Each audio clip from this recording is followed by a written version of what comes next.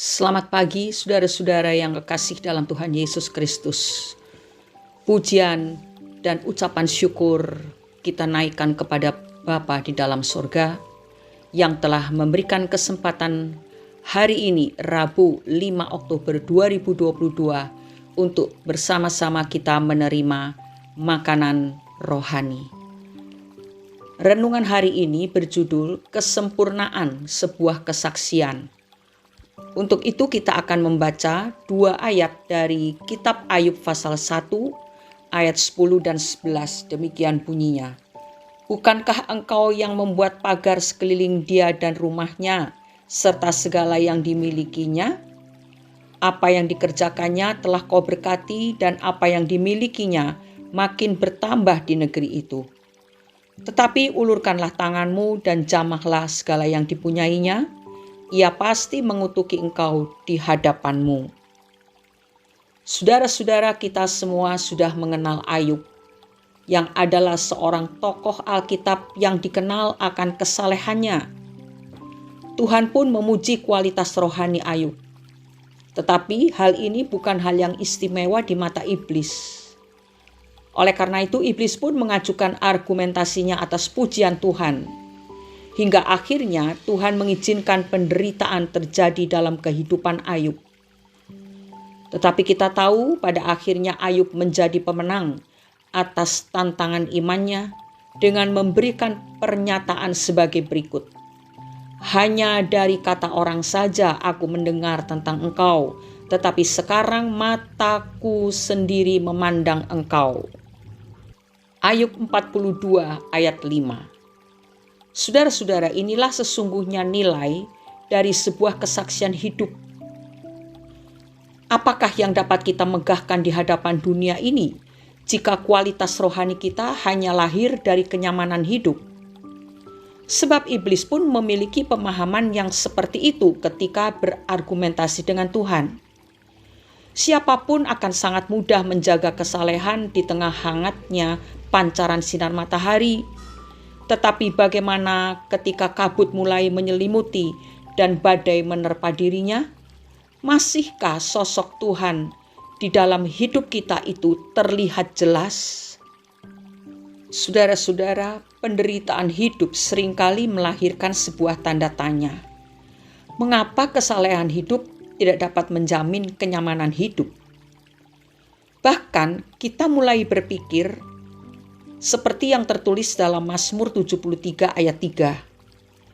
Sebab aku cemburu karena aku melihat kemujuran orang-orang fasik. Hidup ini sepertinya tidak adil. Demikianlah seringkali yang kita pikirkan saat ada penderitaan yang kita alami.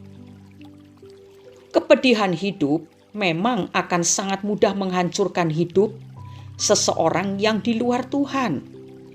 Tetapi bagi orang yang berakar di dalam Tuhan, kepedihan hidup menjadi seperti sebuah kesaksian untuk menjadi teladan atau contoh bagi orang lain, layaknya seperti sebuah mercusuar yang akan memberi arahan pada kapal-kapal yang berlayar di tengah kegelapan untuk menemukan tempat berlabuh. Karena di dalam getirnya hidup, kita memiliki kesempatan untuk mengajari dunia untuk tetap tersenyum di tengah derai air mata dan melihat sukacita di tengah duka cita. Kita menanam benih-benih kebenaran ilahi di tengah ladang dunia dan membuat dunia melahirkan sebuah kerinduan. Di manakah akan kutemukan kebahagiaan sejati yang sedemikian? Setelah mereka melihat kesaksian hidup kita. Kita memberi teladan tentang kebahagiaan yang tidak bergantung pada apa yang dialami, tetapi pada sebuah hati yang berpaut pada Tuhan. Kita harus menjadi sumber inspirasi yang dirindukan oleh dunia. Bukankah ini menjadi kerinduan hati Tuhan atas kualitas rohani yang kita tunjukkan dan perankan di dalam panggung dunia ini? Dunia ini adalah panggung di mana kita berkesempatan untuk menunjukkan kualitas rohani yang tidak berlandas hanya pada jalan yang lurus, tetapi berlandaskan pada kehadiran dan tuntunan Tuhan dalam melewati setiap tikungan dan tembok tebal kehidupan yang harus kita jalani. Saudara-saudara yang dikasihi Tuhan, marilah kita bersyukur atas kehadiran Tuhan yang menjadi tambatan kebahagiaan bagi kita di tengah kerasnya kehidupan.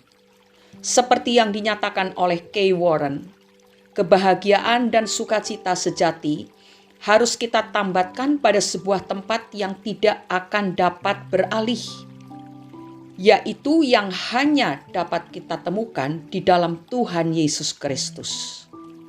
Kebahagiaan dan sukacita tersebut tidak tergantung pada apa yang sedang terjadi dalam kehidupan kita, tetapi bergantung pada bagaimana kita meresponi apa yang sedang kita alami dalam hidup ini. Dalam kitab Ayub pasal 19 ayat 25 sampai 27 kita membaca apa yang dikatakan oleh Ayub. Tetapi aku tahu penebusku hidup dan akhirnya ia akan bangkit di atas debu. Juga sesudah kulit tubuhku sangat rusak. Tanpa dagingku pun aku akan melihat Allah, yang aku sendiri akan melihat memihak kepadaku. Mataku sendiri menyaksikannya dan bukan orang lain. Hati sanubariku merana karena rindu. Kita melihat responnya saat dia mengalami penderitaan yang begitu pahit. Dia tetap merindukan Tuhan. Itu adalah sebuah contoh kesempurnaan sebuah kesaksian yang harus memotivasi kita untuk tetap teguh bergantung kepada Tuhan, karena hanya Dialah tempat kita menambatkan harapan kita untuk menikmati kebahagiaan dan sukacita sejati di tengah kehidupan yang keras ini. Mari kita berdoa. Bapa Surgawi, Bapa yang sangat baik, kami sungguh berterima kasih karena kebahagiaan dan sukacita sejati kami didasari oleh karena ada Yesus di dalam hati kami. Bapa, tolonglah supaya hidup kami ini menjadi kesaksian bagi orang lain, sehingga kami dapat menceritakan berita kesukaan, yaitu berita Injil, bahwa di dalam Yesus ada keselamatan, ada sukacita, ada kebahagiaan, dan ada jaminan kepastian untuk kehidupan yang akan datang. Terima kasih Bapa, di dalam nama Tuhan Yesus Kristus kami sudah berdoa dan mengucap syukur. Amin.